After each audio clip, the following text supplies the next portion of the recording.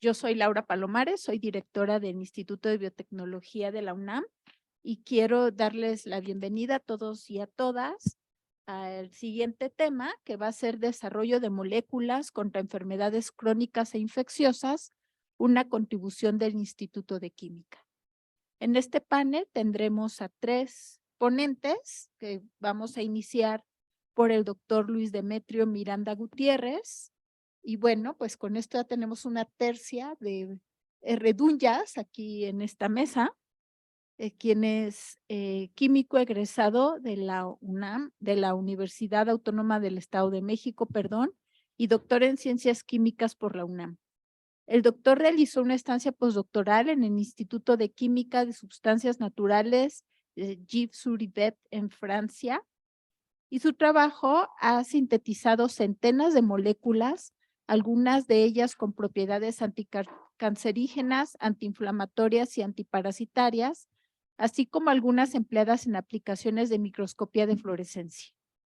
Sus líneas de investigación versan sobre el diseño, desarrollo y aplicaciones sintéticas de nuevas metodologías, utilizando reacciones de radicales libres, uso de sanatos como fuente de radicales libres, adición de radicales libres sobre sistemas aromáticos, reacciones radical oxidativas, síntesis total de productos naturales, reacciones de multicomponentes, síntesis orientada a la diversidad estructural y fotocatálisis.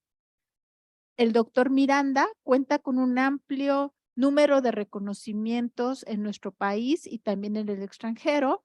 Ha sido galardonado con el Premio Nacional de Química Andrés Manuel del Río 2019, la Cátedra de Investigación Marcos Moschinsky en 2015 y el reconocimiento de Distinción Universidad Nacional para Jóvenes Académicos en el 2010. Actualmente él es investigador titularse de tiempo completo, PRIDD, pertenece al Sistema Nacional de Investigadores en el nivel 3 y además es director del Instituto de Química de la UNAM. Muchas gracias, doctor Miranda, por presentar el día de hoy. Muchísimas gracias por la amable presentación y también quiero agradecer la invitación a este foro, especialmente felicitar al doctor Isidro Ávila. Me parece que es bastante importante y bueno, y a todo el comité organizador, me parece que es fantástica esta oportunidad para poder comunicarnos entre nosotros. Vamos a ver que nuestra presentación es muy similar a la que acabamos de ver, solo que desde el punto de vista de la química fundamentalmente. No esperamos, vamos a ver algunos resultados que hemos tenido en el Instituto de Química, pero básicamente lo que nos gustaría presentarles el día de hoy son las capacidades, son las fortalezas con las que el Instituto de Química puede en un momento determinado sumarse a estos programas, a los problemas nacionales, ¿sí? Para el desarrollo sostenible. Me parece que aunque no existiera este programa y afortunadamente tenemos este seminario permanente, yo creo que era fundamental que nos escucháramos a nosotros mismos para saber qué hacemos y cómo podemos organizarnos para resolver los problemas que a veces no solamente son nacionales, sino más bien también globales, esto de las pandemias, de las enfermedades, del cambio climático y todo son realmente problemas globales. Entonces, como ya dijo bien la doctora Laura, vamos a participar inicialmente yo con una pequeña presentación del Instituto de Química. Después vendrá un poco mi colega, el doctor José Alberto Rivera Chávez, del Departamento de Productos Naturales, para darnos un poquito una introducción de qué hacemos en el área de productos naturales. Y finalmente la doctora Karina Martínez nos explicará un poco de cómo o de qué hacemos y cómo podemos colaborar en términos de la fisicoquímica, de la química computacional. Entonces, tenemos 3 sedes, aquí el principal de Ciudad Universitaria. Tenemos un centro conjunto con la Universidad Autónoma del Estado de México en Toluca, en donde compartimos un edificio con la universidad. Compartimos equipo, tenemos académicos allá, la universidad tiene académicos y es una experiencia bastante interesante porque esto no solamente beneficia a nuestra universidad, sino también ha beneficiado a través de los años a la Universidad Autónoma del Estado de México. Estamos incipientemente todavía, y tengo que decirte, no tenemos, me parece que un año todavía con la unidad Mérida. Por ahí Karina Martínez es quien está ya liderando el grupo que se fue a picar piedra por allá. Tenemos 5 departamentos. Hoy va a hablar un poco el doctor José Rivera del Departamento de Productos Naturales. Yo soy del Departamento de Química Orgánica, tenemos un Departamento de Química Inorgánica, un Departamento de Química de Biomacromoléculas y uno de Fisicoquímica. Van a ver que todos estos, los 5 departamentos al final confluyen y pueden confluir en proyectos colaborativos con un solo objetivo. Somos más o menos 70 investigadores, 45 técnicos y tenemos 2 laboratorios nacionales, uno relacionado con la conservación del patrimonio nacional, que es el ANSIC. Tenemos un laboratorio de estructura de macromoléculas, el ANEM, y un laboratorio universitario de resonancia magnética nuclear. Esta diapositiva quiere expresar un poco de lo que somos en el instituto. El instituto tiene una infraestructura analítica bastante fuerte, yo diría que una de las mejores en Latinoamérica o las más grandes en Latinoamérica en función de la química, porque hemos visto impresionante, la infraestructura impresionante que tenemos en biomédicas o en el IBT, que son equipos que no tenemos nosotros. Nosotros tenemos resonancia magnética nuclear, espectrometría de masas infrarrojo, cosas que utilizamos para identificar las moléculas y para identificar algunas propiedades importantes de cómo se transforman las moléculas. Podemos hacer proyectos multidisciplinarios, vamos a ver algunos de ellos. Evidentemente, pues, tenemos publicaciones, por ahí tenemos colaboraciones con fundaciones como ENCIDE, que todo el mundo, no todo el mundo, pero muchos de los institutos están vinculados con él. Tenemos algunos proyectos bastante interesantes, tenemos colaboraciones con Estados Unidos, con Norteamérica, Sudamérica y Europa. Básicamente, me gustaría o nos vamos a enfocar en lo que podríamos nosotros aportar en el problema de salud si queremos escoger uno de los temas prioritarios para el desarrollo sostenible. Básicamente esa es la idea. La idea fundamental de nosotros y que es la idea del seminario, es cómo nos preparamos mejor para las pandemias. Y desde este punto de vista no hay que dejar de ver que no solamente pueden ser virales, pueden ser microbianas también. Y también una de las cosas que me gustaría mencionar es que las pandemias no necesariamente, y seguramente esperemos que no van a suceder o van a iniciar en nuestra región. Muy probablemente van a ser importadas, como la que acabamos de tener. Y desde nuestro punto de vista, creemos que hay 4, digamos, áreas en las que tenemos que estar, digamos, tener infraestructura para poder estar preparados para una pandemia, que es la prevención y diagnóstico, que es la vigilancia epidemiológica, que hemos visto ejemplos impresionantes en este seminario.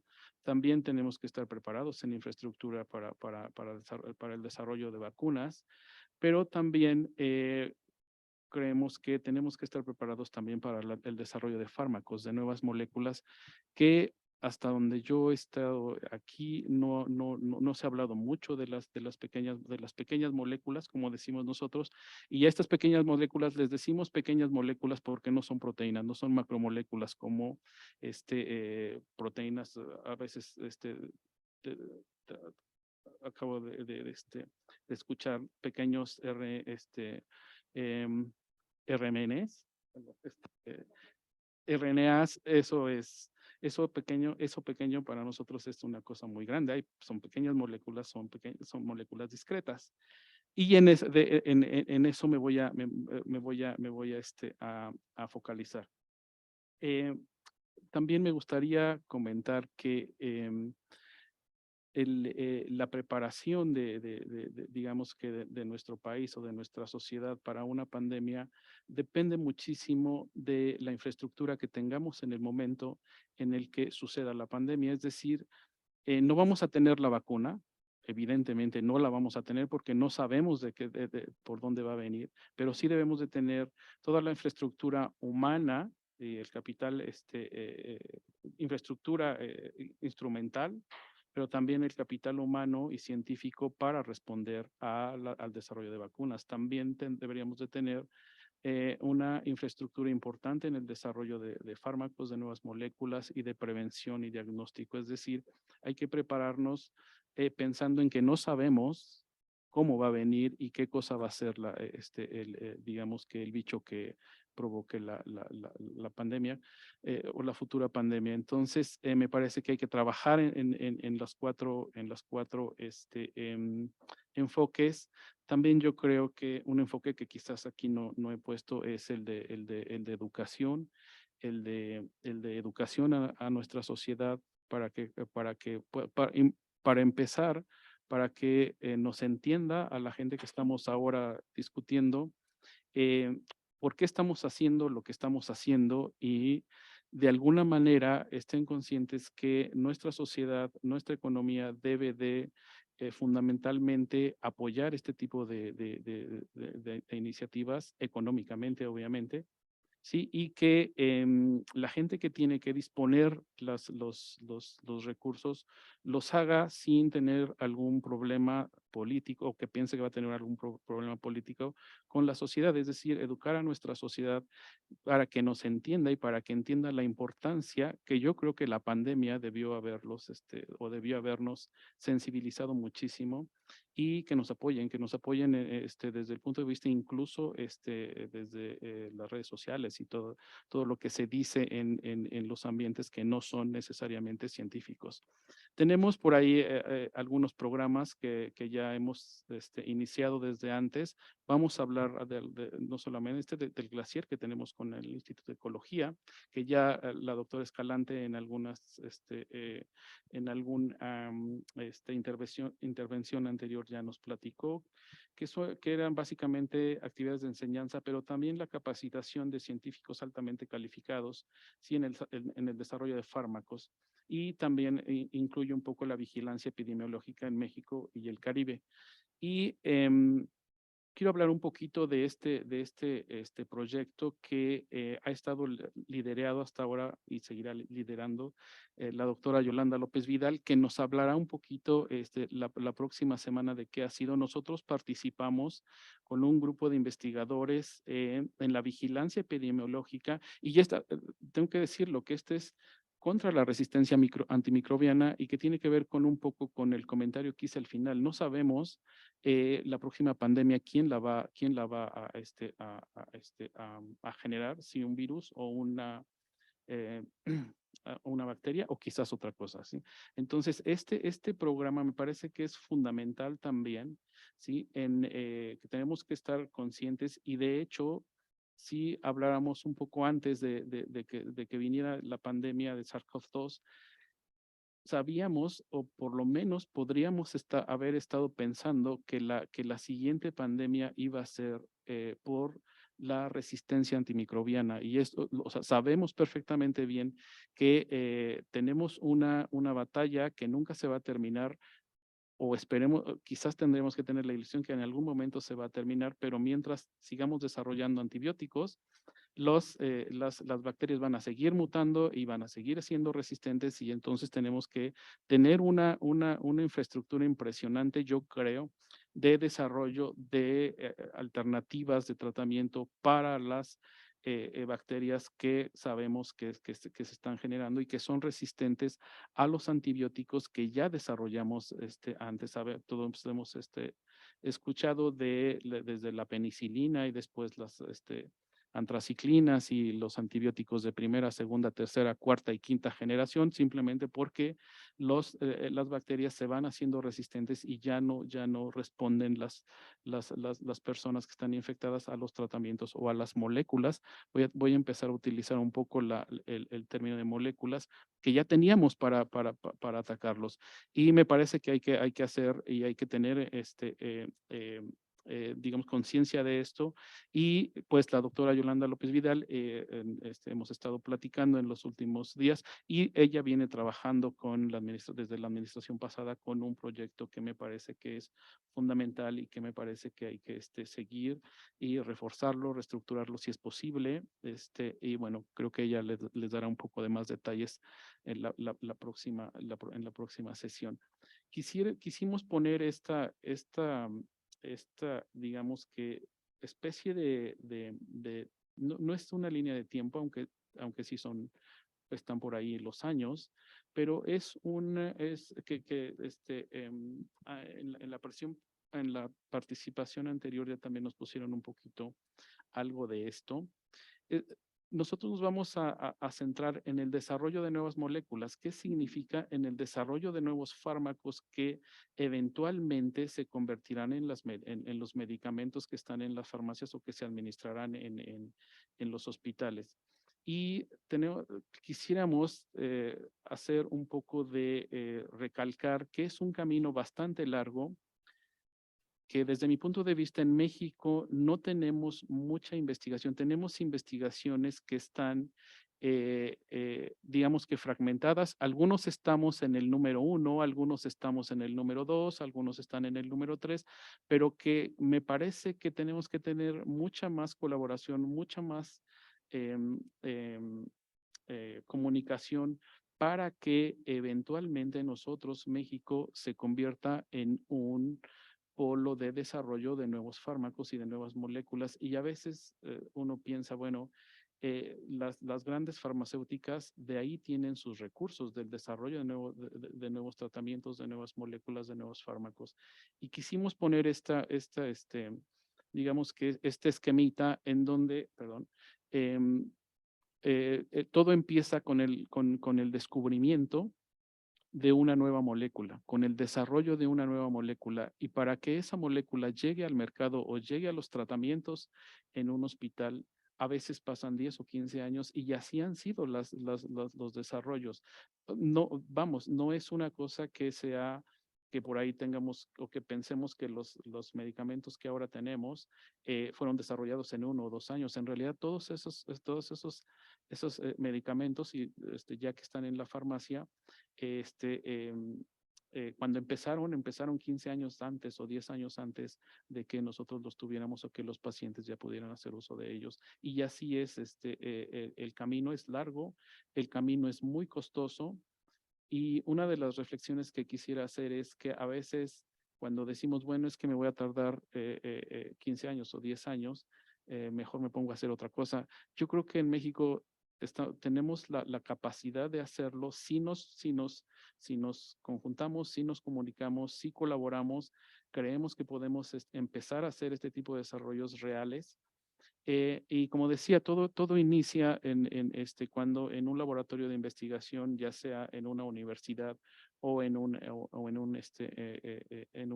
farmacéutica grande, se descubre o se decide estudiar una molécula para un tratamiento específico. Y de ahí vienen una serie de estudios en donde esa molécula, la estructura molecular, la empiezan a modificar sintéticamente químicos en un laboratorio, empiezan a ponerle y a quitarle grupos funcionales, átomos o como quieran ustedes imaginarse, hasta que llegan a una molécula que básicamente no es tan tóxica, o por lo menos se aseguran de que no va a ser peor el remedio que la enfermedad, y tiene que y todo eso se hace en pruebas preclínicas, y hasta que se tienen 2 o 3 candidatos que ya se sabe que, por ejemplo, el hígado no lo va a metabolizar inmediatamente o que va a tener una biodisponibilidad suficientemente buena una vez que se administre, entonces pasa a las primeras pruebas clínicas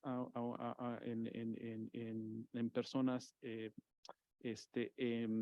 sanas para ver si no es tóxico, para ver todo esto de la biodisponibilidad y así va pasando por las diferentes fases clínicas. Y una de las cosas también de las cifras que son terroríficas es que por cada 10,000 moléculas que empiezan en el número 1, una va a salir al mercado.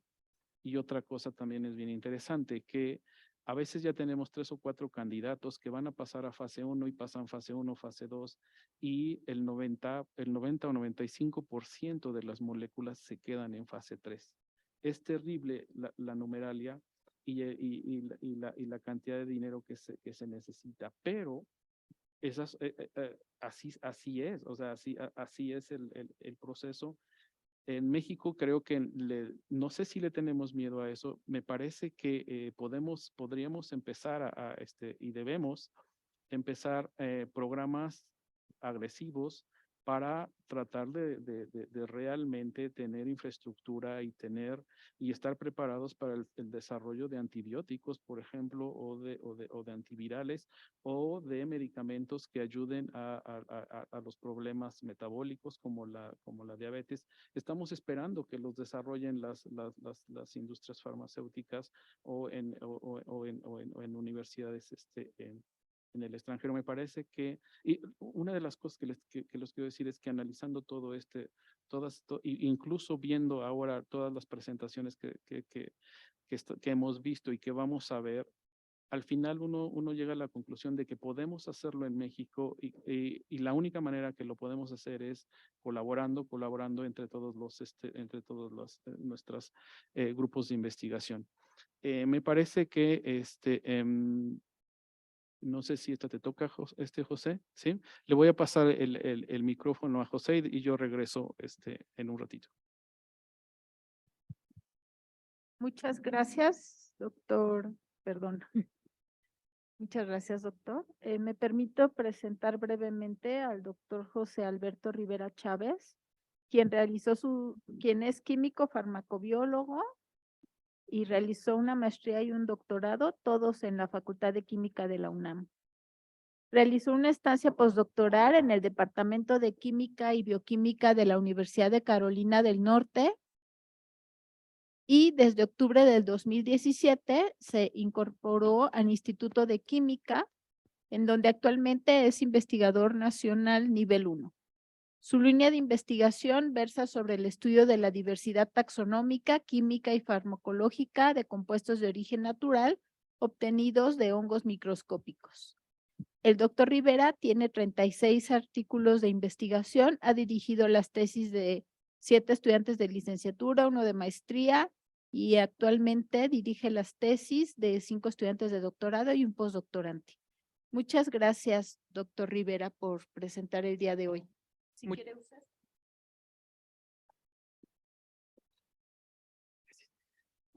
Muchísimas gracias por la presentación y antes de iniciar quiero agradecer también la invitación al doctor Luis Demetrio y a los organizadores de este evento por darme la oportunidad de estar este día con ustedes para presentarles un poco sobre el rol del Instituto de Química en el desarrollo de medicamentos o de moléculas útiles para el tratamiento de enfermedades tanto crónicas como enfermedades infecciosas.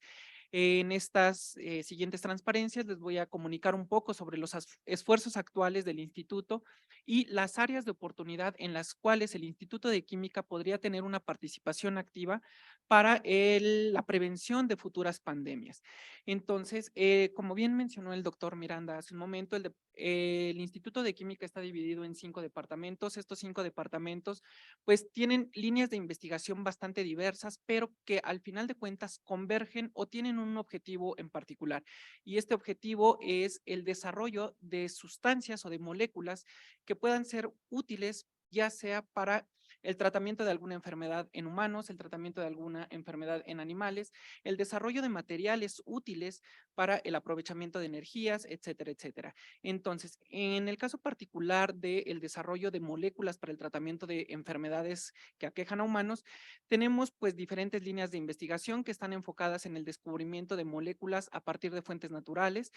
Y este es la línea de investigación del departamento en el que yo trabajo, que es el Departamento de Productos Naturales. Generalmente, cuando nosotros escuchamos una línea de investigación de productos naturales, pues lo primero que viene a nuestra mente podría ser el uso de plantas o de tés para el tratamiento de algún padecimiento. Sin embargo, un producto natural no es solamente la planta medicinal. A partir de estas fuentes naturales, ya sea una planta o un microorganismo, nosotros obtenemos sustancias químicas con propiedades farmacológicas muy interesantes y es lo que nosotros definimos como un producto natural. Entonces, me gustaría dejar esta idea un poco más clara para que las siguientes ocasiones que tengamos la oportunidad de escuchar productos naturales no em, podamos ir un poco más allá y no pensar únicamente en la planta, sino pensar en las moléculas que obtenemos a partir de ellas para el tratamiento de algunos padecimientos. Otro de los departamentos importantes en el Instituto de Química es el departamento de síntesis de química orgánica, donde generalmente el grupo del doctor Miranda es un experto y líder en el instituto y básicamente lo que hacen es a partir de unas materias primas muy sencillas ir ensamblando moléculas con una complejidad más elevada y generalmente estas moléculas pues tienen un fin o un objetivo en particular. En este caso pues el desarrollo de algún fármaco para el tratamiento de ya sea diabetes, de cáncer o de infecciones provocadas por virus, por bacterias, por hongos, etcétera.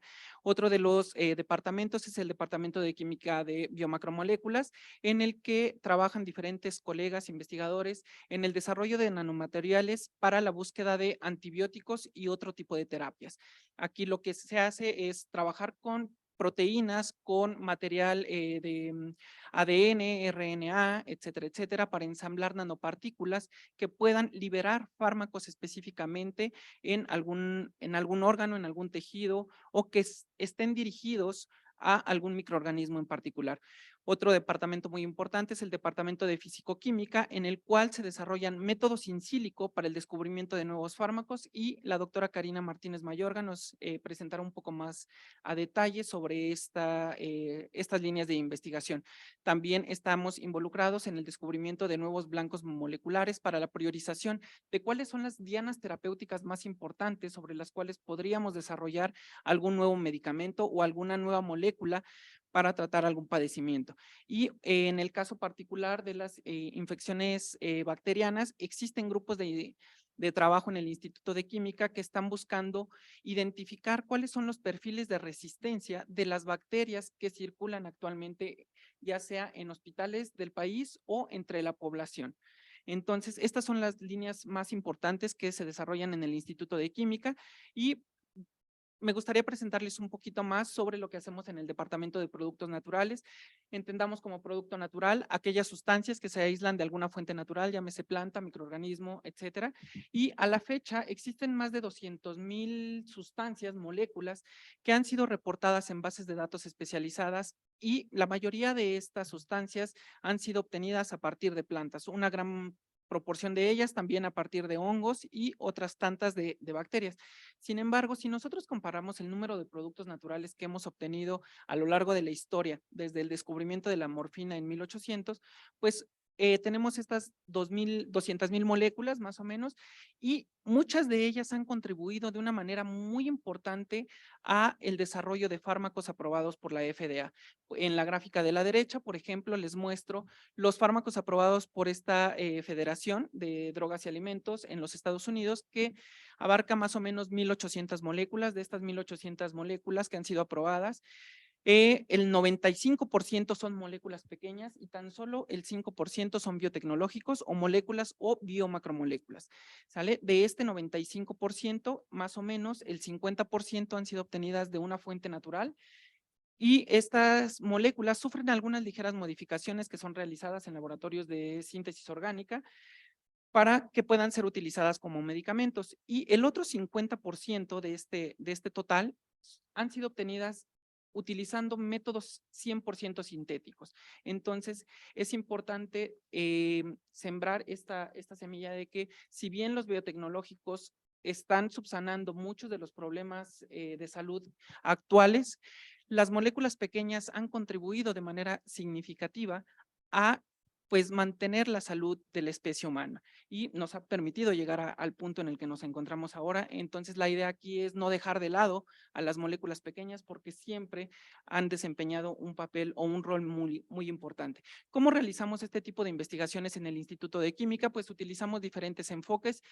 convencionales como la química de productos naturales básica, que es obtener una planta medicinal, estudiarla, preparar un extracto orgánico y a partir de este extracto orgánico ir monitoreando a lo largo de un proceso de separación, dónde se encuentra o dónde se centraliza la actividad biológica y a partir de estas fracciones donde está centralizada la actividad biológica, obtener una molécula que es la responsable de la misma. Posteriormente vienen pues diferentes estudios en los cuales caracterizamos todas las moléculas utilizando pues diferentes métodos espectroscópicos, espectrométricos, para los cuales el Instituto de Química cuenta con una gran infraestructura.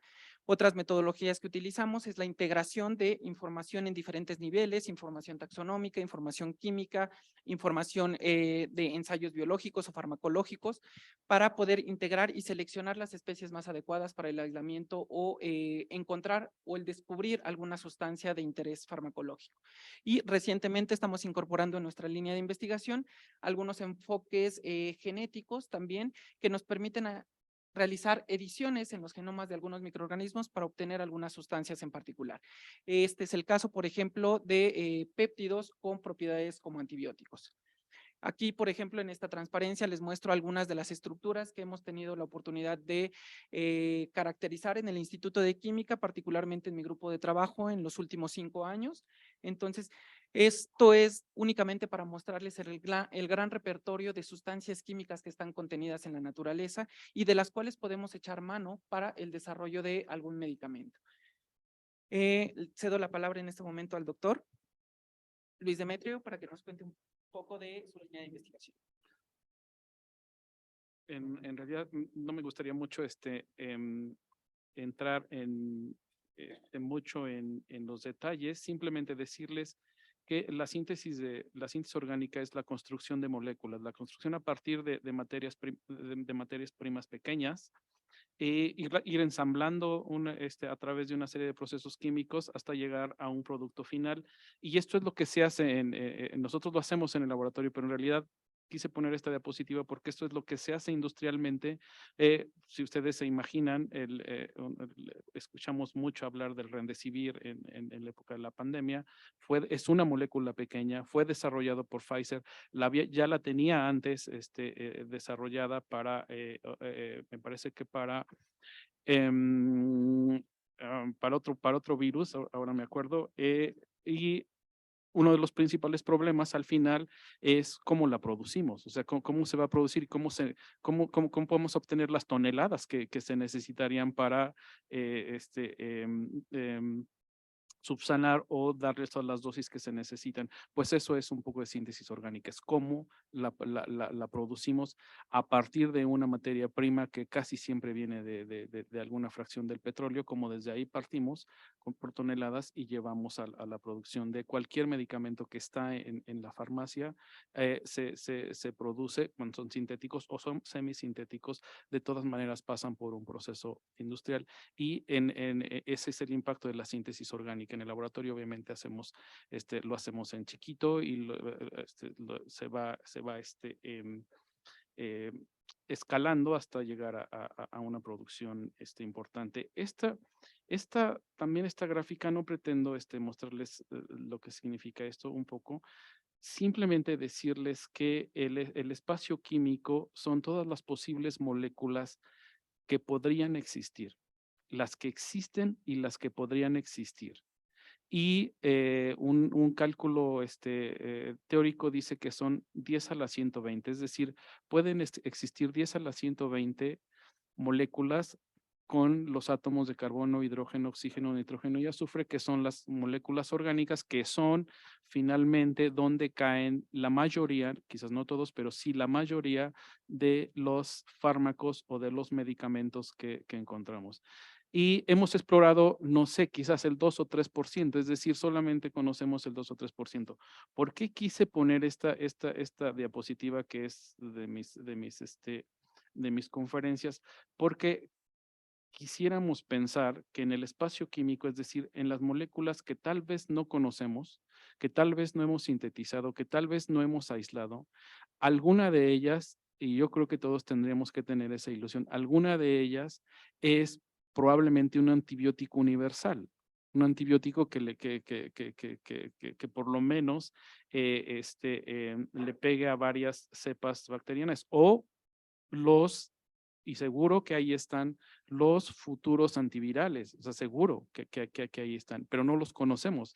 Hay que buscarlos. Es como una búsqueda de un tesoro y por ahí Karina les va a poner una frase.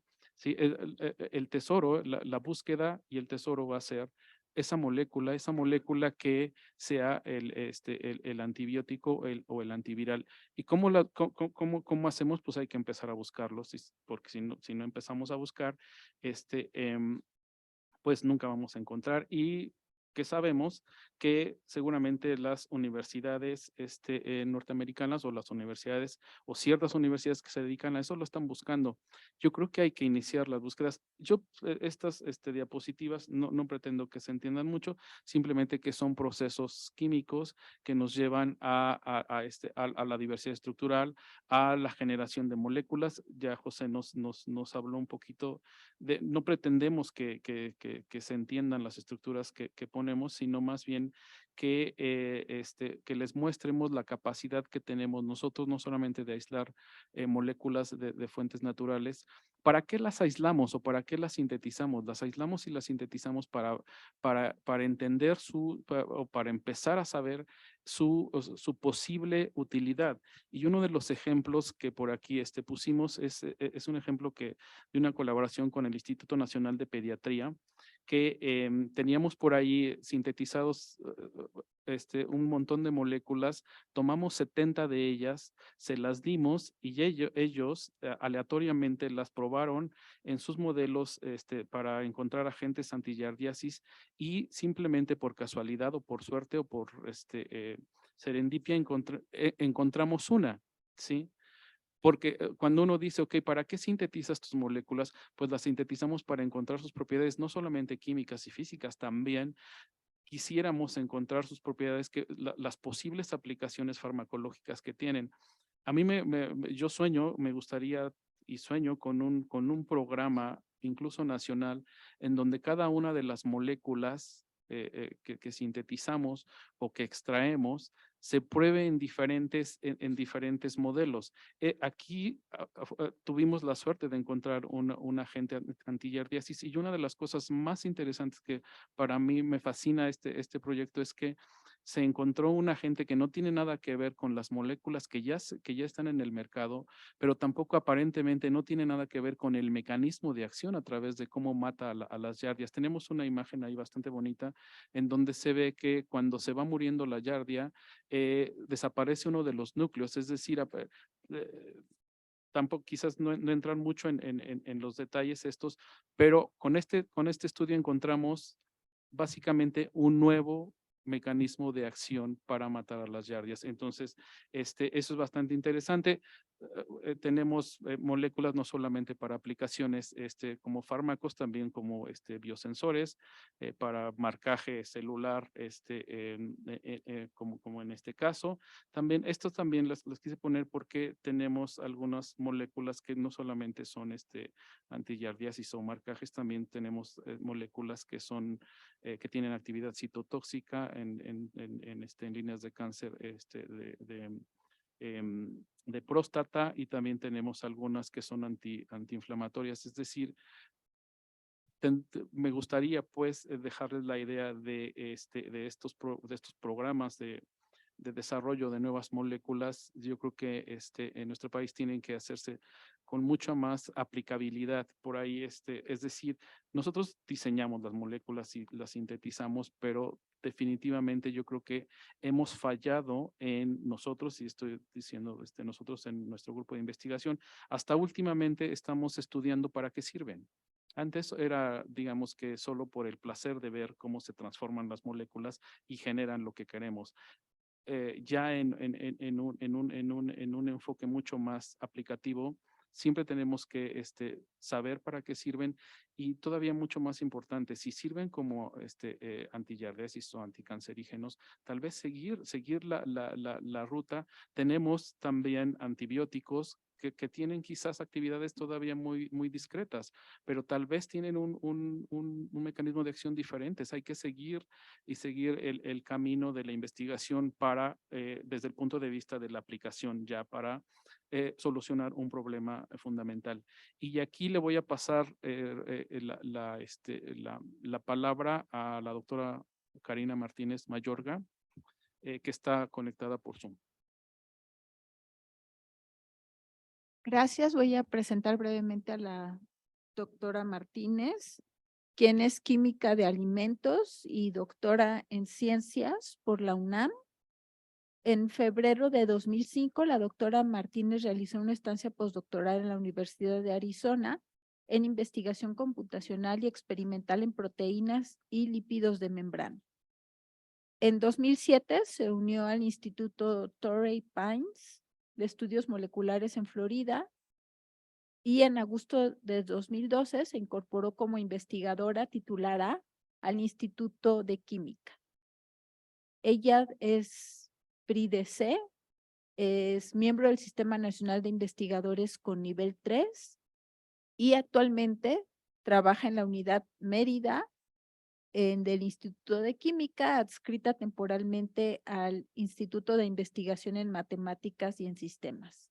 Ha realizado distintas visitas de investigación y ha recibido distintos financiamientos y su área de especialidad es la química biológica computacional y sus líneas de investigación se centran en estudios de reconocimiento molecular de agentes antidiabéticos y analgésicos. Muchas gracias, doctora Martínez. Adelante, por favor.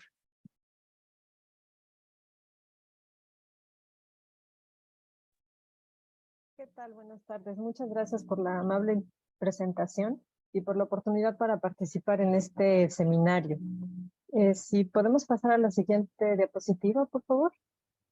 Retomando un poco lo que se comentaba respecto a la búsqueda de estas moléculas y cómo, bueno, en este pipeline que muchos de nosotros conocemos, como mencionaba el doctor Luis Demetrio, pues no, como químicos, pues lo que nos gusta ver son las estructuras, las moléculas, y claro que esto incide directamente pues en el diseño de fármacos. No voy a repetir lo que ya se mencionó en esta imagen, simplemente mencionar que nosotros como instituto pues nos estamos en algunas de estas etapas del desarrollo de estas moléculas. Si pasamos a la siguiente, por favor. En esta imagen lo que quiero mostrarles es un par de ejemplos de cómo la pandemia nos llevó a utilizar todos los recursos que teníamos disponibles para poder lograr contrarrestar algo que nos estaba afectando a toda la humanidad, como fue el problema de COVID-19.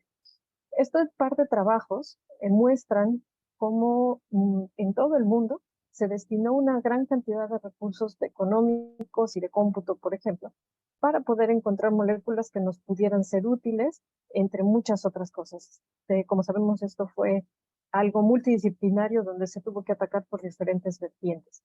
En México hubo varias convocatorias, una de ellas fue en el servicio de MISLI, para que lanzó una convocatoria específica para poder utilizar los recursos de supercómputo para para algo que pudiera ayudarnos para encontrar moléculas que nos pudieran ser útiles para contrarrestar la pandemia. El JEDI, que fue un programa muy grande en Europa, también fue bastante importante, y los otros que se mencionan ahí. Incluso en servidores de la nube como Microsoft, Google, Oracle, etc. En el otro artículo que les presento, pues bueno, justamente se menciona específicamente cómo la pandemia nos ayudó a remarcar la necesidad de la colaboración entre grupos. Es un problema tan grande que nos empujó a todos a poder trabajar y compartir los datos entre diferentes grupos. Por mencionar también este número, para entonces de este artículo, que fue en 2021, ya existían 130,000 artículos publicados relacionados con COVID-19. Es decir, toda la maquinaria científica se enfocó en esto Y pues nos muestra esto, ¿no? Que cuando estamos en un momento de estrés y de necesidad, pues trabajamos en equipo, trabajamos juntos. Entonces, en la siguiente imagen, lo que les quiero mostrar es un poco lo que nosotros pudimos participar dentro de nuestra contribución a esta problemática. Lo que específicamente hicimos fue trabajar con el laboratorio Cenociain y el Instituto Biocien, con quienes ya teníamos trabajo previo. Estábamos trabajando con moléculas que tienen que ver con obesidad, que es un desarrollo que ha sido muy interesante, que ha avanzado bastante bien. Y se vino la pandemia y nos enfocamos entonces a COVID-19 para contribuir en el desarrollo desde nuestra trinchera a esta problemática. A este grupo de trabajo se unió el Instituto Nacional de Rehabilitación, el INER, y el Instituto General de Culiacán. El Hospital General de Culiacán. Entonces, ¿qué fue lo que hicimos? Dado que una molécula nueva iba a resultar, como decía el doctor Luis Demetrio, en 20 años de investigación, obviamente la primera vía de obtención de moléculas que se podrían probar eran moléculas que ya existieran en consumo humano. Eso se le llama reposicionamiento de fármacos. Utilizando métodos de cómputo, buscamos esas moléculas que podrían ser útiles y se propusieron fármacos ya aprobados para combatir este padecimiento o ayudar a atenuar. En la siguiente imagen les muestro muy rápidamente pues qué obtuvimos de este trabajo. El trabajo fue un estudio clínico piloto en donde se prescribieron a pacientes los tratamientos que involucraban las moléculas que estábamos proponiendo. Se propusieron 4 tratamientos que están descritos en la referencia que se muestra abajo. Y como pueden ver, en la izquierda está el inicio del tratamiento y a los 14 días, después de 14 días de tratamiento, se muestra cómo se atenuaron los síntomas de la enfermedad, del padecimiento. Es notorio que el tratamiento 2, que resultó ser con famotidina y limeciclina, los síntomas se redujeron considerablemente. Esto fue bastante interesante y esta prescripción fue utilizada también por los médicos involucrados en el proyecto con sus pacientes que fuera digamos, del protocolo del estudio clínico. Y observaron también una mejora bastante buena respecto a otro tipo de tratamientos. Entonces, bueno, nos interesó conocer más qué pasaba con este tratamiento y fue muy interesante que hubo un reporte que lo mencionan como anecdótico, en donde al inicio de la pandemia las personas que prescribían limeciclina, que se utiliza como para tratamiento del acné, los dermatólogos que utilizaban este tratamiento, resulta que los pacientes tenían muy atenuado el problema de COVID. Entonces esto fue incluso a la par de nuestro estudio, lo cual muestra que podría ser algo interesante por estudiar. En la siguiente imagen les muestro una siguiente avenida. Entonces nos enfocamos en la búsqueda de fármacos aprobados y también a la búsqueda de nuevas moléculas, porque justamente, como decía el doctor Luis Demetrio, se requiere tener una batería de moléculas que nos puedan ser útiles para tenerlos como reserva para otros potenciales problemas. En esta parte estuvimos en colaboración con los grupos que se mencionan aquí, Facultad de Ciencias, Facultad de Medicina, Facultad de Química y Facultad de Medicina Veterinaria y Zootecnia. En esta parte del proyecto se analizaron 96 moléculas, se estudiaron en diferentes sistemas in vitro y se obtuvieron resultados interesantes que estamos analizando.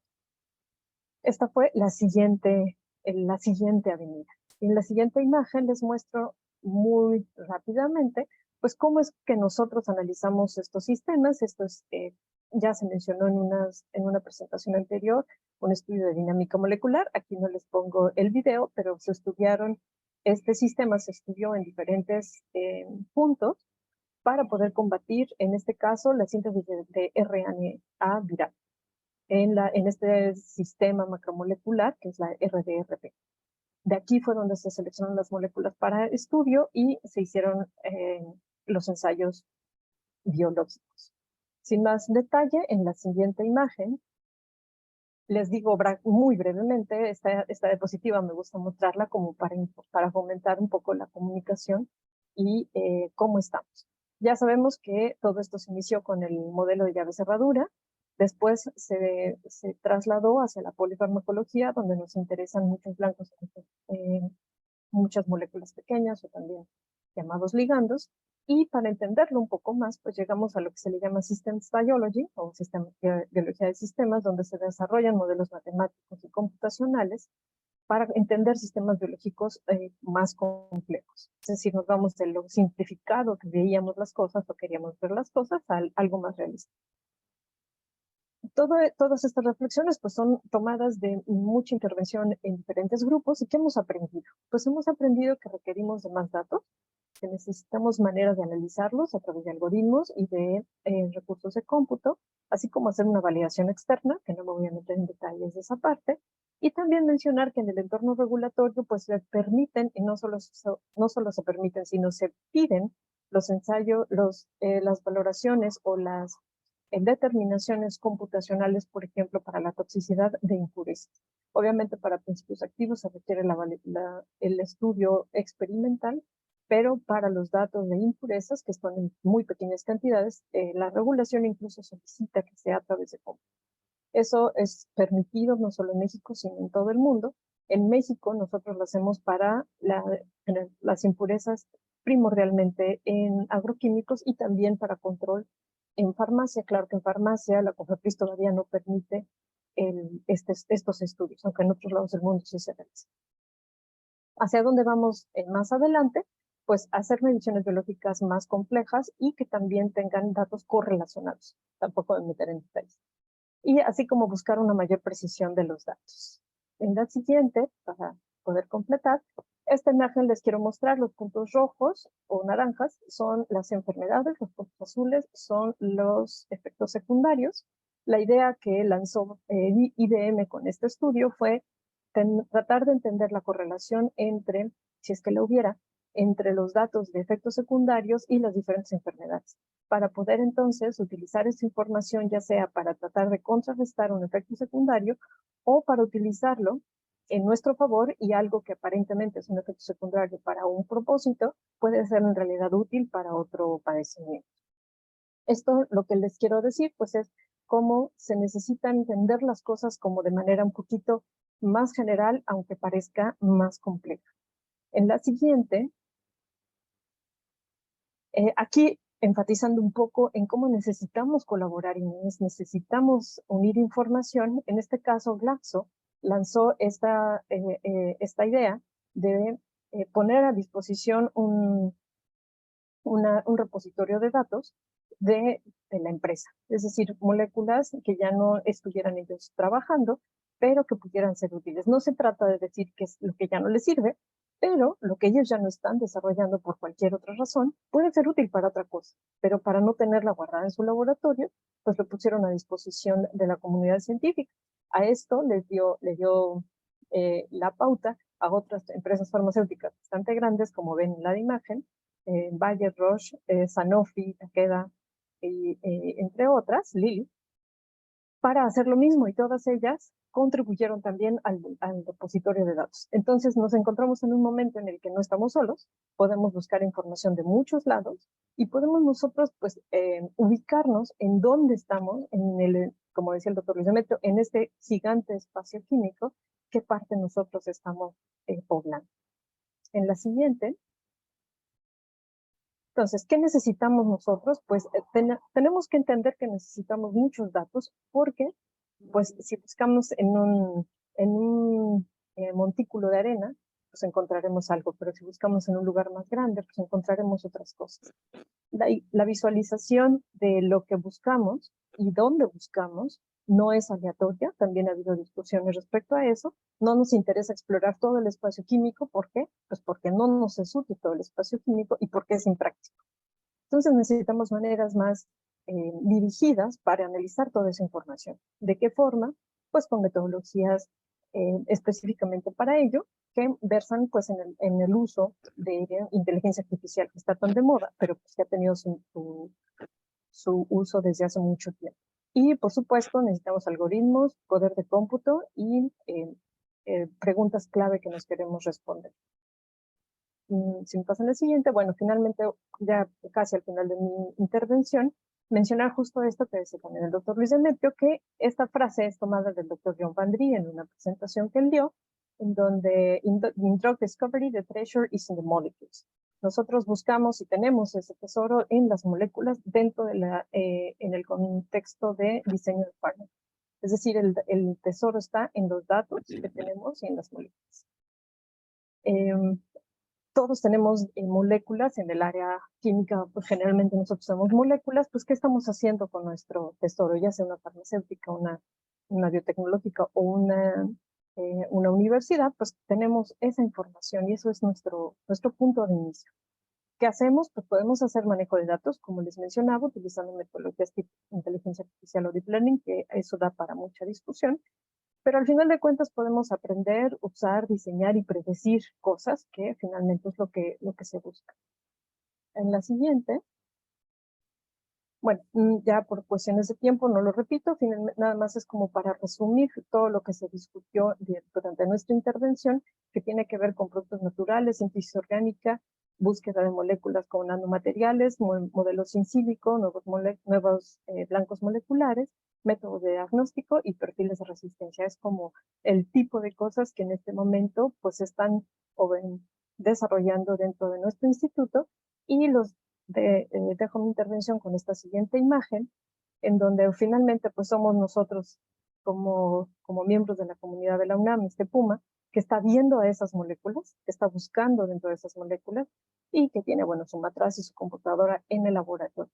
Esta imagen pues yo la desarrollé en 5 minutos, no me tuve que poner a editar nada, en donde básicamente les muestro el uso de la inteligencia artificial que con 3 frases, con 3 palabras, puede generarnos la idea que nosotros tenemos en mente. Obviamente para generar una molécula se necesita mucho más que eso. A la computadora no le vas a decir con 3 palabras qué molécula quieres, pero sí te va a ayudar a filtrar las moléculas que necesitas para el desarrollo de las moléculas que finalmente van a terminar siendo una terapia en particular o un material para ponerlo un poquito más general. Y bueno, con esto termino mi intervención. Muchas gracias.